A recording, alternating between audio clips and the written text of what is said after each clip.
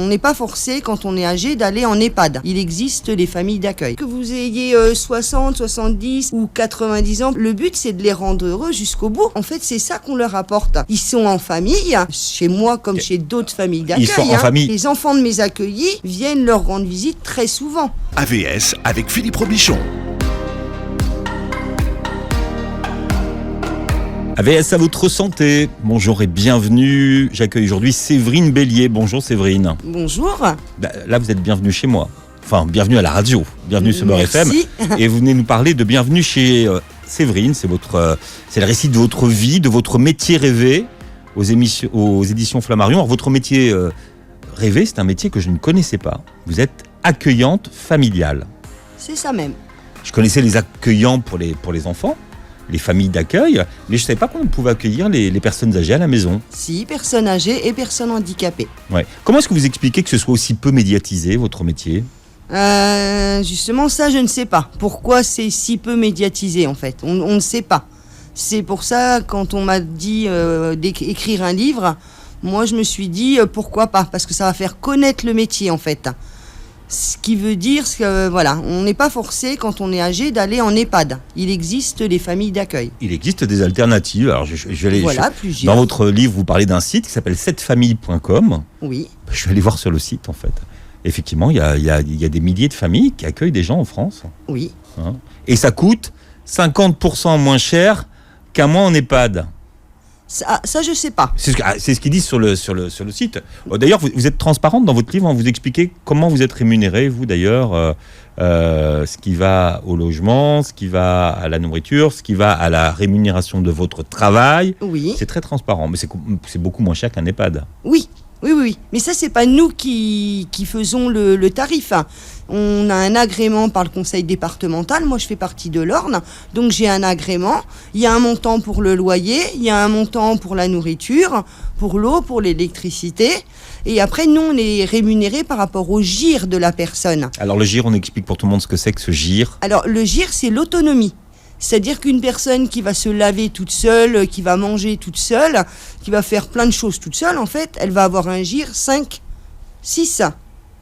Voilà, où là, on va être rémunéré, on va dire 1250 €. Par exemple, pour moi, accueillante familiale. Moi, je vais être payé tous les mois 1250 € pour avoir cette dame avec moi, ou ce monsieur avec moi. Et si c'est un GIR 1, donc GIR 1, il n'y a pas beaucoup d'autonomie à GIR 1. Malheureusement, GIR 1, il ne nous donne pas. GIR 1, c'est vraiment... GIR 2, vous avez GIR 2, oui. Vous avez des GIR 2. Alors, GIR 2, ça va être une personne qui va être alitée, mais on peut donner le manger au lit, on peut faire la toilette au lit, on peut faire plein de choses au lit, quoi. Tout comme dans un hôpital ou dans un institut médicalisé. Voilà, tout à fait. Sauf que là, on le fait à domicile. Bon, alors Séverine, vous ne nous épargnez aucun détail dans votre livre. C'est vraiment l'autre côté de ce que c'est aussi que de vieillir. Vous parlez de personnes qui sont vieilles. Alors, c'est un mot qu'on n'emploie plus du tout, vieille. Hein. Jeune, vieux ou vieille. Quand on est vieux, on est vieux. Voilà. Et vous, ce sont des gens souvent en grand âge. Et quand ils viennent, souvent ils viennent aussi pour mourir chez vous. Ah oui, mais ça, on le sait, il y a la vie, il y a la mort. Oui, mais enfin bon... Mais après, quand on a un grand âge, c'est pas parce qu'on a un grand âge qu'on ne doit pas être heureux. Et c'est ça que vous expliquez, c'est que c'est pas parce qu'on est très âgé qu'on n'a pas encore très belles années devant soi, en fait. Mais bien sûr que vous ayez 60, 70 ou 90 ans, par exemple, comme certains de mes pensionnaires, le but, c'est de les rendre heureux jusqu'au bout. Moi, personnellement, quand je serai vieille, j'aimerais qu'on m'accompagne jusqu'au bout en étant heureuse. Là, en fait, c'est ça qu'on leur apporte. Ils sont en famille, chez moi comme chez d'autres familles d'accueil. Ils sont en famille dans votre famille. Oui, mais ils vivent aussi dans avec votre famille. leur famille. Parce qu'on a qui vit pas dans votre maison. Oui, mais qui viennent leur rendre visite très souvent, en fait. Très souvent. Les enfants de mes accueillis viennent leur rendre visite très souvent. Je prends l'exemple de ma mère Janine, elle avait quasi une visite tous les jours. Elle allait bientôt avoir 91 ans. Ouais. Et c'était une petite dame qui avait 13 enfants. Qui s'est éteinte chez vous. Oui, voilà. C'est le fil rouge d'ailleurs du livre, Mémère Janine, mais il y en a beaucoup. Il y a beaucoup de. Alors c'est que des femmes d'ailleurs. Hein. Sauf là, j'ai accueilli un monsieur. Ouais, mais là il n'est pas dans votre livre, le monsieur. Ah non, il n'est pas dans le livre, le monsieur. Donc, et vous expliquez que en fait les femmes ont la réputation d'être plus pénibles.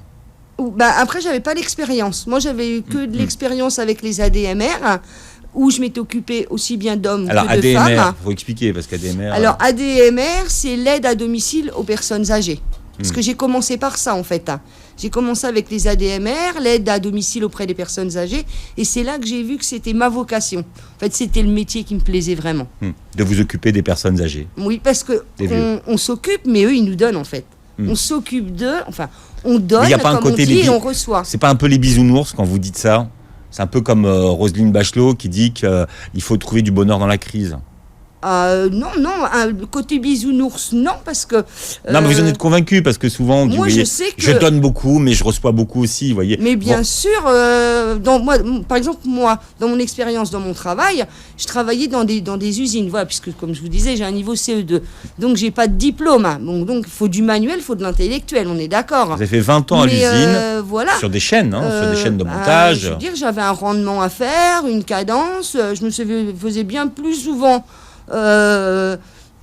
engueuler entre guillemets que là aujourd'hui je donne, mais derrière tout ça j'ai des sourires, j'ai des merci, j'ai été un ange. Écoute, c'est pour ça que moi aujourd'hui le métier que je fais, je le changerai pour rien au monde de toute façon. En fait, vous avez donné un sens à ce que vous faites, c'est ça? Un sens à ce que je fais, je sais pas, mais j'aime ce que je fais. Vous racontez qu'à un moment donné, vous avez travaillé pour des poches à urine, par exemple. Il n'y a pas beaucoup de sens la nuit. Mais c'est un travail, il faut gagner sa croûte. Là, j'étais licenciée, moi j'avais une maison à payer, j'avais un pavillon, donc il fallait que je travaille. J'avais 3 enfants à élever, un pavillon. Donc un licenciement qui veut me dire, si tu n'as plus de travail, tu vas faire comment? 3 enfants à élever, donc je me suis dit, de toute façon, je ne vais pas avoir le choix. La plasturgie où j'ai été licenciée m'ont dit, on ne peut pas vous remettre ailleurs, il n'y a pas de travail. Moi, le lendemain, avec mon niveau CE2, mais voilà ma motivation de travailler, j'ai fait toutes les usines de Nogent-le-Rotrou, je suis allée au laboratoire, et le lendemain, j'avais du travail. Comme quoi, quand on veut, on peut quelquefois aussi. Voilà. Ça, c'est votre philosophie de vie, c'est ce que vous expliquez. Vous n'aimez pas rester à rien faire et attendre que ça tombe tout cuit. Alors, non, parce qu'un licenciement, alors déjà, ça fait un bon choc, on va dire. On prend une sacrée claque, parce que quand vous avez donné quand même 15 ans dans une usine et que vous n'avez pas reçu grand-chose, mais qu'on vous dit, on vous jette, en fait. Alors que j'avais pas lieu d'être jetée, puisque j'étais pas l'une des dernières rentrées, j'avais pas lieu d'être jetée dans cette usine. Vous aviez 15 ans de boîte, comme vous dites. Voilà. Donc en fait, j'ai été licenciée. Pour vous dire, j'étais très très très fâchée ce jour-là, parce que je suis montée au bureau et j'ai retourné le bureau du patron. Voilà. Alors après, je suis entière. Je peux pas dire le contraire. Je suis entière, si vous voulez, parce que oui, ça fait mal. Vous vous dites, derrière, moi, je vais trimer, quoi. J'ai pas de diplôme, je sais travailler, certes, mais voilà, il n'y a pas de boulot où je vais aller, quoi. Donc, j'ai travaillé 18 mois au laboratoire Braun, où là, c'est vrai que c'était bien, mais voilà, c'est un travail que de nuit, donc hyper fatigant. Je rentrais le matin, fallait mettre les enfants au car, donc je me couchais pas de bonne heure. Je l'ai fait 18 mois, mais honnêtement, j'aurais pas tenu plus non plus. Maman, 3 enfants, travailler que de nuit, j'aurais pas tenu. Plus, j'aurais pas tenu. Donc, vous découvrez les personnes âgées, voilà. Et vous comprenez que déjà, vous aimez travailler avec les personnes âgées. C'est normal, parce que là, moi, je donne, mais je reçois. Et là, ils sont à leur domicile, quand j'ai commencé. C'est chez eux, en fait, si vous voulez. Et c'est là que je me suis aperçue, en fait... C'était un remplacement d'été, ils avaient besoin de quelqu'un pour aller chez les personnes âgées pendant les vacances. Donc, vous avez commencé à tâter du métier un petit peu. Voilà, j'ai fait l'aide au repas, l'aide à la toilette avec une dame, une auxiliaire de vie. Parce qu'on sait comme ça, on n'est pas tout seul quand on apprend le métier. Et ça me plaisait beaucoup. Ce qui me plaisait moins, c'était qu'on avait des horaires. C'est toujours pareil, c'est ces horaires où il faut un premier coucher et un dernier coucher. Donc malheureusement, on ne peut pas être partout en même temps. Donc 18h30 le premier coucher en plein été, ça fait un peu mal aux tripes, non? Enfin, pour moi, je le ressentais comme ça, si vous voulez. Oui. Vous voyez, mais après, c'était très très bien, hein. Et c'est de là où je me suis dit, je vais faire comme ma maman, parce qu'en fait, ma maman a été famille d'accueil, moi. Déjà, pendant 17 ans. Elle avait initié la vocation. Vous avez essayé un peu l'EHPAD aussi, et là vous êtes dit, ça sera jamais... Voilà, l'EHPAD, j'ai essayé, c'est pas votre mais truc. je m'y suis présentée, et de toute façon, j'avais pas le diplôme pour. Mais de toute façon, vous avez dit, ça n'aurait pas pu être mon truc, c'était pas possible. Non. On vous explique déjà l'histoire de la toilette, ça déjà vous adhérez pas du tout. Non, parce que je veux dire, une toilette, j'estime au prix où on paye une douche par jour, une toilette entière, ça me semble logique, quoi. Si on vous dit visage, main, fesses, où est le bien-être de la personne? C'est ce que vous répond la personne que vous interrogez quand elle vous dit on a 30 minutes pour la toilette. Et vous lui dites comment tu fais? Voilà, 30 minutes, c'est pas possible. Moi, je mets au défi qui que ce soit, mais les gens, ils sont obligés de le faire, hein, parce qu'ils n'ont pas le choix. Voilà, chez nous, chez moi en famille d'accueil, ça se passe comme ça. Il n'y a pas d'endroits qui sont bien ou pas bien. Par exemple, les EHPAD, ça peut être très très bien. Mais le problème, c'est qu'on ne donne pas le temps aux gens de s'occuper des personnes. Il est là le problème. Une personne, voilà, les EHPAD, c'est très bien. Mais j'estime qu'on devrait laisser le temps aux gens de faire une toilette au minimum 3/4 d'heure, voire 1 heure. C'est bien, le rapport qualité-prix, vous le jugez bien des EHPAD par rapport à ce que ça coûte aux gens? Après, je connais pas trop, en fait, au niveau tarif. Moi, je sais que je m'estime bien rémunéré. Moi, je m'estime bien rémunéré. Pour payer, vous êtes bien payé pour faire votre métier. Voilà, moi, j'estime que je suis bien payé. D'ailleurs, quand on vous demande et qu'on vous dit c'est dur ton métier... Non, c'est pas dur, c'est faux. Ce qui est dur, c'est d'être à l'usine, à la tâche. Là, c'est dur, parce que vous rentrez chez vous et vous avez tout à faire. Vous occupez des enfants, les tâches ménagères, le linge à repasser, vous avez tout ça. Moi, en étant chez moi, je fais tout ça, tout en m'occupant de mes personnes. Si vous voulez, c'est un travail. Oui, c'est un travail, parce qu'à la fin du mois, j'ai mon salaire. Hein. Mais sinon, je ne le considérerais même pas comme un travail, en fait. Mais comme quoi vous le considérez alors? C'est quoi? C'est une passion? C'est un plaisir d'avoir du monde autour de moi déjà. Mais c'est sûr, c'est un travail, puisque de toute façon, à la fin du mois, j'ai un salaire. Il faut être honnête. Hein. J'ai un salaire. Mais je sais pas, moi, comment je vais vous dire, par exemple, pour une personne en GIR 2, comme on s'expliquait tout à l'heure, moi, je perçois 1550 €. Vous voyez? Pour tout, pour l'ensemble. C'est-à-dire le loyer, logement, l'eau, la nourriture, pour tout. Je déclare aux impôts 980 €. Le reste n'est pas déclarable aux impôts. 982, c'est la rétribution de votre travail. Hein. Voilà, c'est ça. Voilà, c'est ça. Et c'est ce que vous touchez par personne, en fait? Non, pas pour les mêmes personnes. Une personne qui va être très indépendante, 1500 €. Une personne qui va être qui va savoir se laver toute seule, se déplacer, mais qui va avoir des problèmes cognitifs, on va dire, problèmes de mémoire récente, choses comme ça. Là, je vais être rémunéré 1250 €. Donc, je déclare que 800 € par mois. D'accord. C'est comme ça que ça fonctionne. Voilà, c'est comme ça que ça fonctionne. Il y a des gens qui découvrent le système, j'imagine, ce matin, qui écoutent l'émission. Et donc, vous pouvez aller voir sur le site. Vous avez pas mal d'informations. Ça s'appelle cettefamille.com. CEDTE famille.com. Voilà, Séverine Bélier est avec nous. Vous êtes accueillante familiale, voilà, et vous venez nous parler du récit de votre vie, de ce qui se passe chez vous, dans votre maison. Bienvenue chez Séverine aux éditions Flammarion. Bon, il faut dire que vous vous êtes quand même inventé aujourd'hui la vie qui va avec.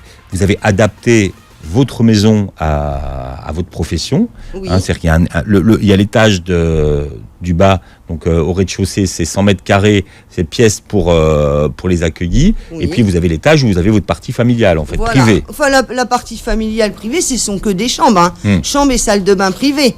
Mais le reste, on fait tout ensemble. Et je me suis aménagée grâce à eux, parce que sans eux, la maison, là, je l'ai pas.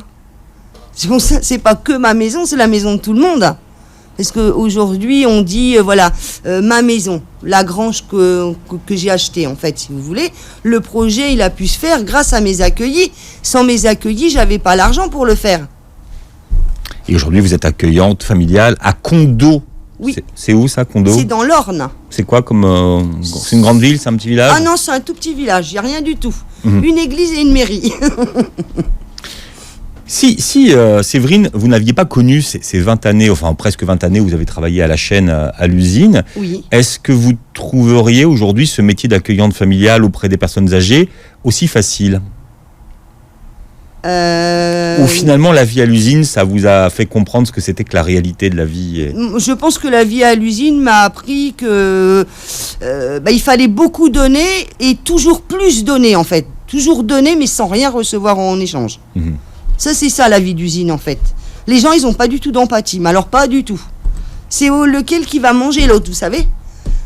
Moi, à la maison, j'ai plus du tout ce problème-là. C'est vous qui faites à manger. Voilà, c'est moi qui fais à manger. Et vous dites que vous faites bien à manger. Ah, ils me disent que je fais bien à manger. Ah bon, d'accord. Donc vous dites qu'ils vous disent que vous faites bien à manger. Oui, oui, c'est vrai. Et l'odeur de la cuisine, vous voyez que toutes ces petites choses-là, ça peut être qu'un plaisir de faire ce que je fais moi. Moi, je le ressens comme ça en fait.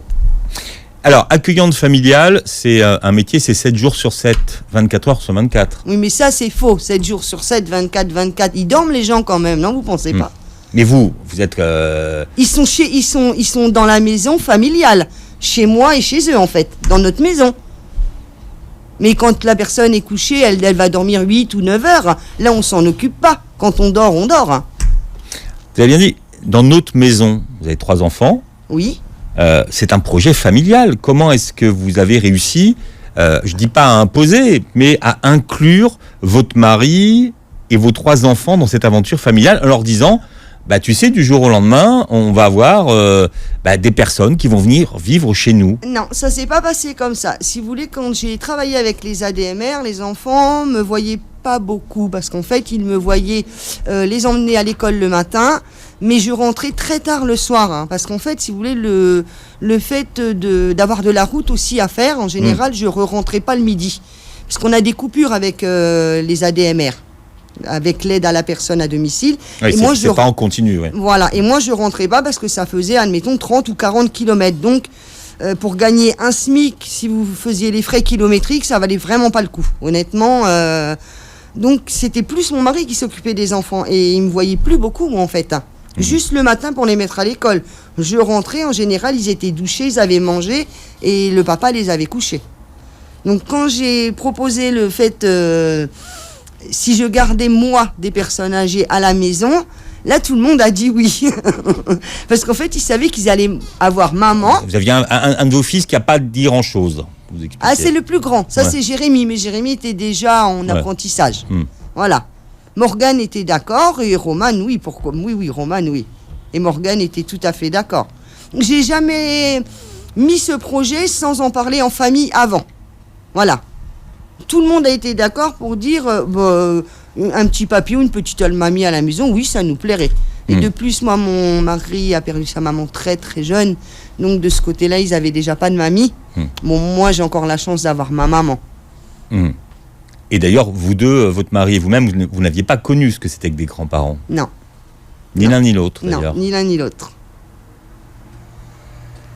Mais là, vous avez des grands-parents à la maison. Oui, voilà, ça fait un petit peu ça, en fait. Mais c'est quand même intéressant, au niveau de l'histoire familiale, de voir que vous, qui n'avez pas connu vos grands-parents, ni votre mari, ni vous, finalement, aujourd'hui, vous êtes devenus... alors, vous êtes devenus quoi pour ces gens que vous accueillez? Je suis Séverine, tout simplement.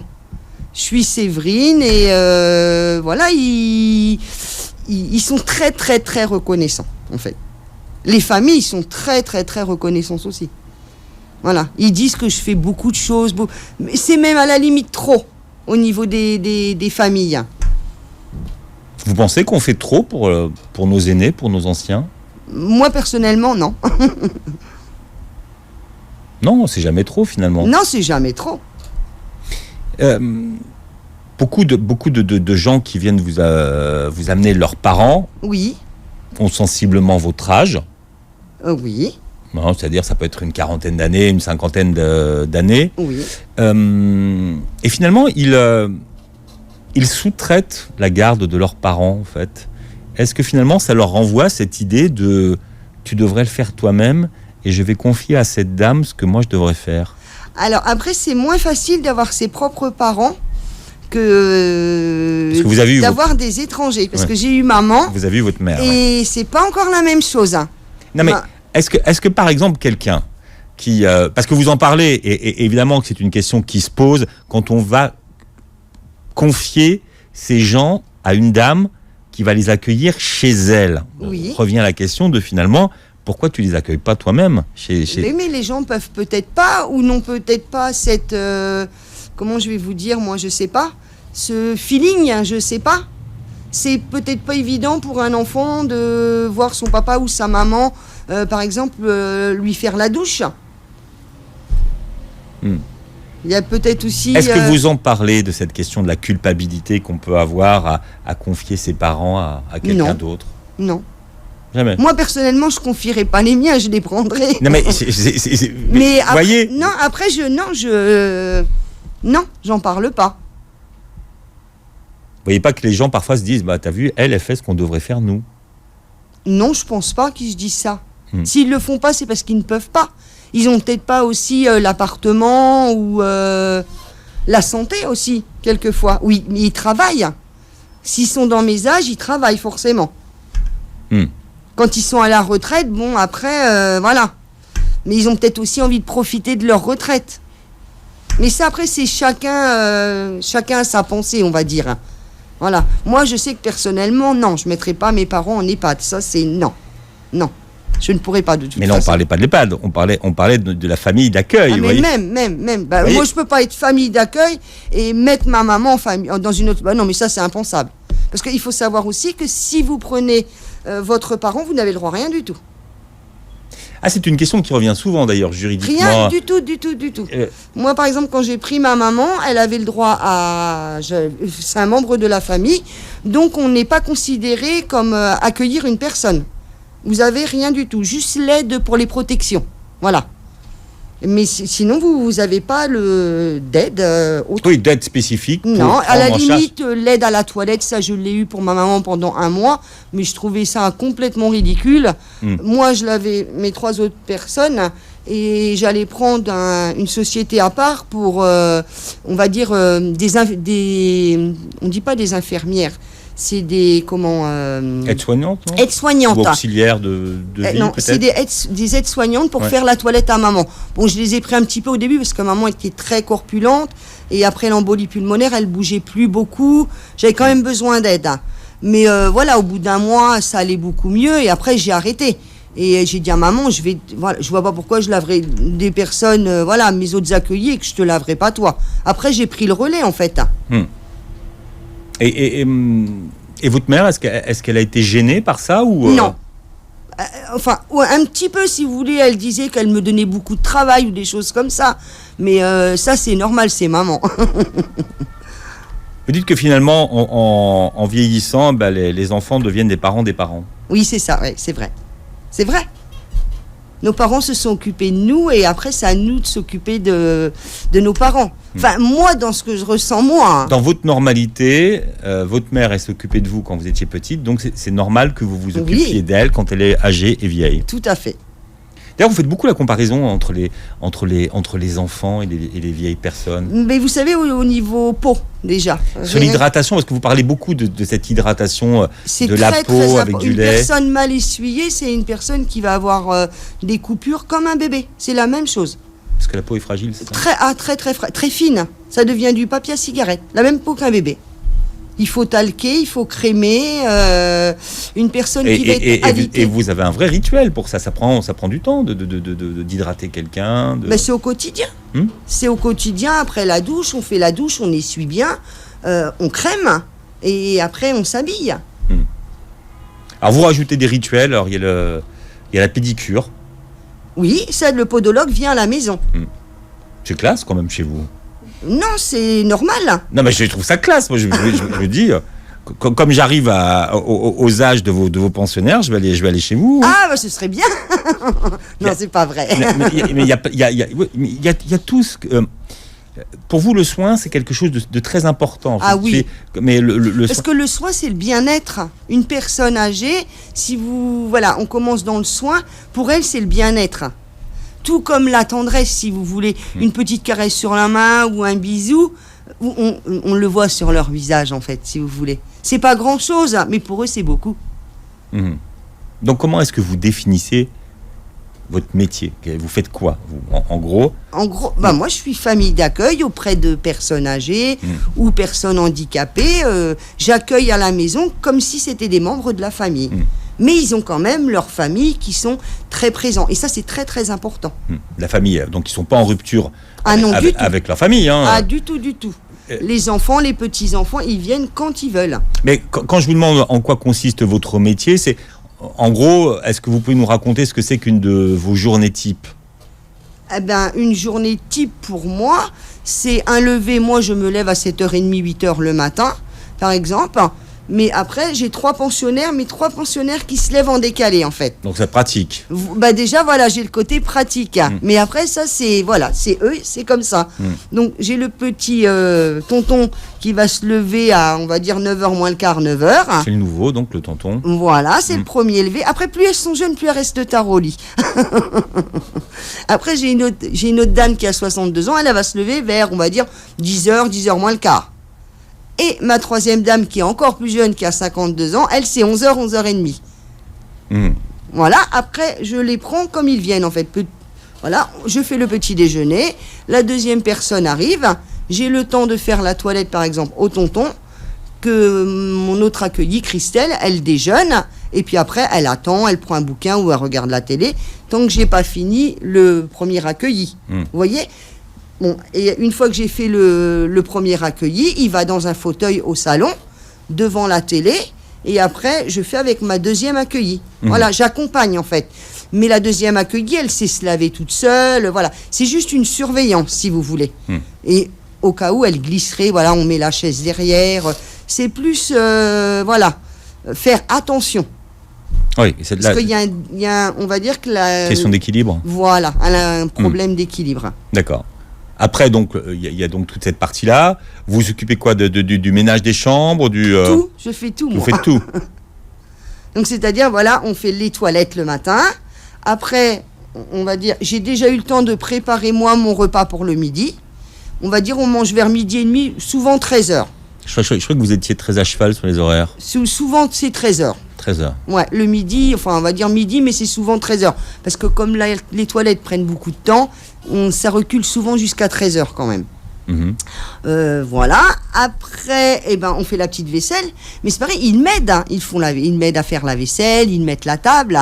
Ça, c'est les 2 filles, ça. Bien sûr, pas le petit papy. Il peut pas. Il fait pas la vaisselle ? Non, il peut pas. Il faut lui donner un torchon. Voilà. Et ça, c'est pareil. On leur réapprend aussi à être autonome, dans l'autonomie. Voilà. Par exemple, elles vont m'aider à faire les lits, ou ils vont me demander est-ce que je peux passer l'aspirateur. Ça leur redonne de l'autonomie. D'accord. Le but pour les plus jeunes, on va dire, par exemple la petite dame qui a 52 ans, qui a eu un AVC, et malheureusement, on va dire que c'est la mémoire présente. C'est une petite qui dame... est touchée, oui. Très, très intelligente, elle a 2 enfants, elle était directrice dans une boîte d'intérim.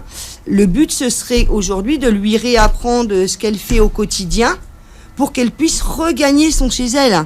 Ça, ce serait, dans mon travail, ça, ce serait magnifique, même pour ses enfants. Parce qu'elle a une fille de 22 ans et elle a un petit garçon de 14 ans qui est de l'âge de ma fille. Voilà, je partage avec vous une personnalité, celle de Séverine Bélier, qui est notre invitée ce matin. Alors, vous êtes famille d'accueil pour les personnes âgées. Vous êtes comme dans votre livre. J'étais curieux de savoir à quoi vous ressembliez, parce que vous avez un tel naturel dans votre livre pour tout raconter. Voilà, on a l'impression que rien vous touche, finalement, que vous êtes toujours de bonne humeur, pleine d'énergie. En général, oui. Voilà. Et vous partagez, donc vous êtes là avec nous pour parler de Bienvenue chez Séverine aux éditions Flammarion. C'est votre histoire. Donc on parle un petit peu de ces familles d'accueil, mais c'est une alternative aux EHPAD quand même qui existent. Il faut qu'on pense aux solutions, on va dire, alternatives pour nos aînés, parce que c'est vrai que c'est pas toujours très... quand on voit les EHPAD, vous l'avez dit tout à l'heure, c'est bien, mais parfois, on aimerait plus de personnalisation dans les soins qui sont accordés aux personnes, et beaucoup plus de temps aussi, puisque vous consacrez beaucoup de temps aux personnes qui sont accueillies chez vous. Le temps normal, je dirais, qu'on devrait consacrer à chaque personne. Quel est le lien vous avez avec les personnes qui sont accueillies chez vous et quel lien ont vos enfants avec eux? De bons liens. Est-ce que vous diriez que ce sont des liens familiaux ou Non, pas familiaux, ils savent faire la différence. Parce que j'ai eu une première accueillie, ma toute première accueillie, où ils étaient trop proches, en fait. Ouais. Moi, personnellement, non, mais mes enfants la prenaient vraiment comme une mamie. Ça, c'est le danger. Et elle vous a été retirée. Voilà. Et ça, c'est sa famille, c'est sa fille qui a demandé à ce qu'elle soit retirée et qu'elle soit mise en institution, comme on dit. Voilà. Mais là, c'était plus la fille qui se sentait délaissée par rapport à la maman. Mmh. Mais j'ai compris, moi, le sens de la fille, si vous voulez. Parce que la petite mamie, la fille venait la chercher, disait, on va faire quoi? Moi, je préfère rester là avec Morgane et Romane. Vous voyez, donc ça fait pas plaisir non plus. Donc moi, j'avais mis en alerte. Mais de là à l'enlever pour la mettre en EHPAD, ça fait mal, quoi. Ça a fait mal à tout le monde. Ça a énormément fait mal à Morgane, ça c'est clair. Votre fille? Mon fils Morgane. Et Romane aussi a eu du mal. Hein. Donc depuis, ils sont, mais beaucoup moins. Ils sont moins attachés. Il y a plus de distance, quoi. Oui, mais ils sont attachés quand même. Ils sont attachés quand même, mais et ils ont grandi aussi au fur et à mesure. Quelles sont les qualités pour travailler avec les personnes âgées? De la gentillesse, être à l'écoute, savoir, je sais pas moi, gentillesse, écoute. Normal, quoi, comme moi. Normal. Comment est-ce qu'on donne du bonheur aux gens? Comment est-ce qu'on donne du bonheur aux gens? En étant juste gentille, je sais pas moi. Présente. Ça, c'est quelque chose que vous avez développé en travaillant avec les personnes âgées ou vous étiez déjà comme ça? Non, je pense que je suis comme ça. Ouais. J'ai toujours été. C'est dans votre personnalité, en fait. Oui, oui. Qu'est-ce que vous avez appris sur la vie, sur le sens de la vie et sur la vieillesse en travaillant auprès de personnes âgées, parce que qui vont sur la fin de leur vie, comme ça? Qu'est-ce que vous avez compris, vous, en les observant? Qu'à un moment donné, on peut les garder, mais qu'à un moment donné, quand c'est l'heure, parce que le corps est très fatigué. Je vois par exemple avec ma mère Janine, elle était quand même très très très très très fatiguée. À un moment donné, même si on veut pas la laisser partir, mais il faut bien se dire que la personne, on n'est pas éternel et on s'en va. Bon, après moi on a été baptisés, on a fait nos communions. Pour nous, après la mort, ça ne s'arrête pas là. Mais ça, après, c'est pareil, c'est chacun a ses convictions, chacun en fonction de sa confession. Voilà. Ouais. Mais ça fait mal, ça fait surtout partie de la vie, quoi. Voilà. Par contre, ça fait un grand vide dans la maison, ça, je peux vous le dire. Alors, toutes les personnes âgées sont pas idéales et gentilles. Ah non. Mais après, il y a des pathologies, mais ils y peuvent rien. Voilà. C'est de la démence, en fait, si vous voulez. Si la personne, on voit, elle fait ça, ou elle tire les cheveux, ou elle va mettre une claque. On le dit, bien sûr. On le dit et on essaie de faire en sorte de faire très attention à ce qu'elle nous tape pas ou elle me tire pas les cheveux. Moi, j'ai eu, mais jusqu'à un moment donné où on peut vraiment plus, parce que la personne devient trop méchante. Donc ça s'appelle de la démence. Il y avait Tati Daniel. Voilà, c'est ça. Mais moi, j'ai eu cette... Vraie peau de vache. Vous l'avez renvoyée à ses... Enfin, je sais pas quoi d'ailleurs, mais en tout cas, vous l'avez renvoyée chez elle. Oui. Tati Daniel. Oui. Ça, c'est... Vous avez dit à sa fille que vous pouviez plus, quoi. Ah oui, alors là, et aujourd'hui, vous savez, au jour d'aujourd'hui où je vous parle, ça, justement, c'est ma sœur, moi, qui garde mes accueillis. Quand vous n'êtes pas là. Voilà. C'est ma remplaçante, en fait, qui est agréée aussi, elle n'a pas d'agrément, mais si vous voulez, elle est marquée dans le contrat d'accueil, comme quoi c'est ma remplaçante quand je ne suis pas à la maison. Et vous voyez, c'est des amis à ma sœur, moi, cette dame-là, Tati Daniel, comme on dit là. Et elle est tellement gentille, cette petite dame-là, qu'aujourd'hui, la maison de retraite n'en veut même plus. Tellement elle est gentille. Oui, elle est arrivée à l'hôpital de la Ferté-Bernard. Et le problème, c'est où les enfants vont la mettre. Vous voyez, arrive à un moment donné... Elle ronchonne tout le temps. C'est plus que ronchonner. Elle saute par-dessus les barrières du lit, elle insulte tout le monde. Mais c'est terrible pour les enfants. Quand on a une maman comme ça, c'est terrible. Donc là où elle va aller, pour moi, je pense qu'elle ira sûrement dans un établissement Alzheimer où ils vont donner des médicaments. C'est obligé. Même si vous trouvez qu'aujourd'hui, on a tendance à y aller un peu fort sur la qualification des personnes âgées en Alzheimer, qu'on exagère un peu. Oui, ça oui, parce qu'après, il y a des problèmes de mémoire. Hein. Mais c'est pas parce qu'on a des trous de mémoire. Moi, à mon âge, j'en ai déjà. Donc, c'est trop facile, ça, je trouve, de mettre le nom Alzheimer sur quelqu'un qui a des trous de mémoire. On en a tous. Hein. Surtout que l'impact, c'est que la personne, après, elle est obligée d'aller dans un établissement spécialisé, quoi. Oui, et là, je pense que le coût est assez élevé. Et...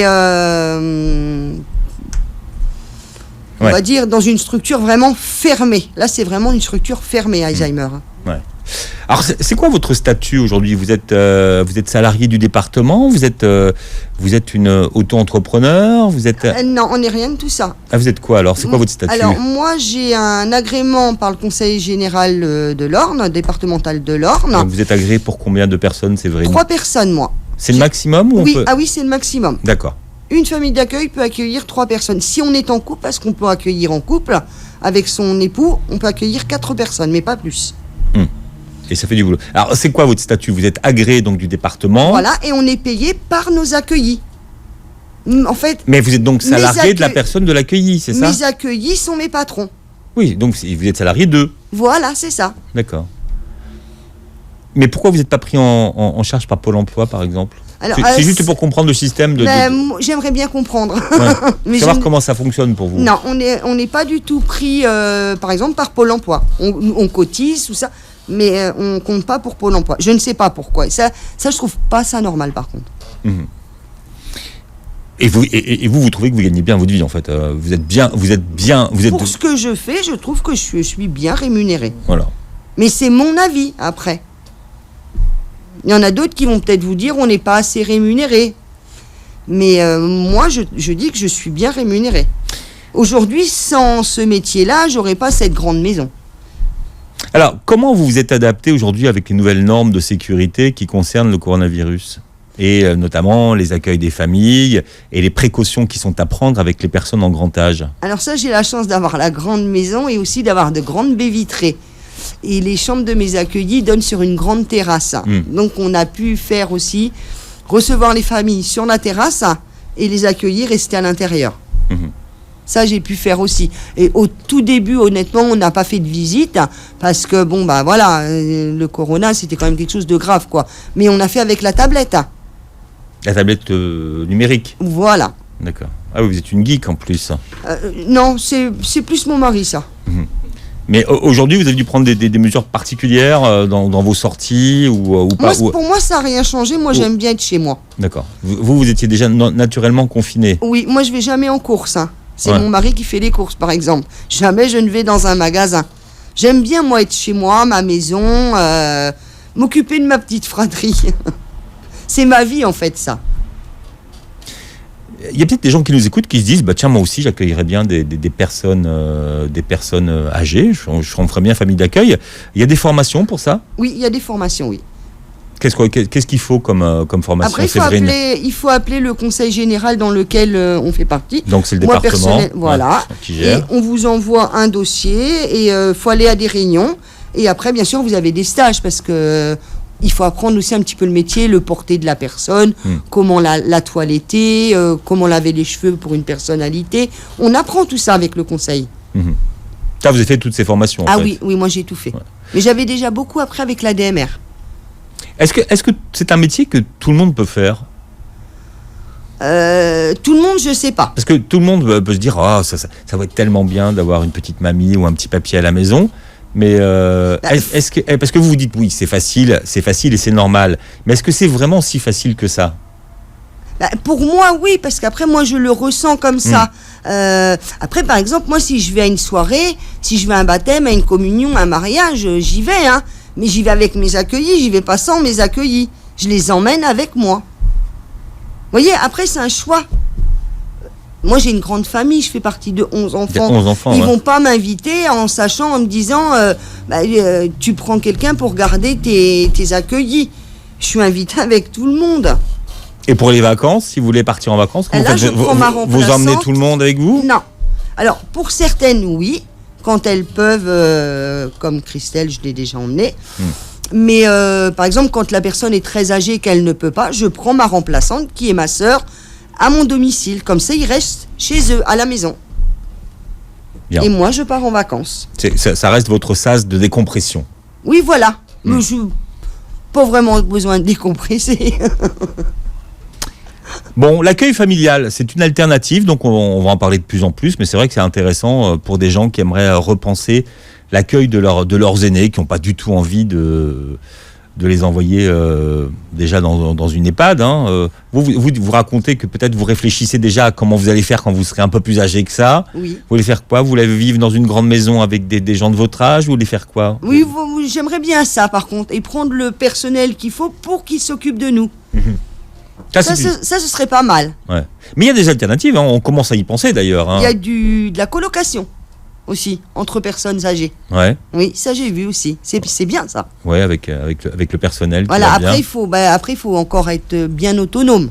Mais même pour la personne âgée qui n'a presque plus d'autonomie, ça veut pas dire EHPAD et rester dans un lit. Ça, c'est pas bien. Vous voyez, ça va pas. C'est parce que vous êtes vieux et que vous allez être alité, que vous n'avez pas besoin de tendresse, d'affection, d'attention. Sinon, autant mourir. Excusez-moi du terme, mais c'est vrai. Si vous leur donnez pas ça, ils ont quoi? Ils attendent quoi, les gens? Puis en plus, si c'est pas vous qui faites la cuisine, c'est même pas bon. Si ça se trouve, le plateau, il est pas bon. En tout cas, vous ouvrez le débat sur la réflexion de la fin de vie. C'est une alternative, c'est drôlement sympathique. En tout cas, Séverine, vous ressemblez à votre livre. Bienvenue chez Séverine. Vous étiez notre invitée ce matin. Séverine Bellier, votre livre sort chez Flammarion. Merci d'avoir été avec nous. Vous réécoutez l'émission en podcast sur beurrefm.net et vous regardez la vidéo sur la chaîne YouTube de Beurre FM. Merci Séverine. Merci beaucoup. Et très belle journée santé sur Beurre FM.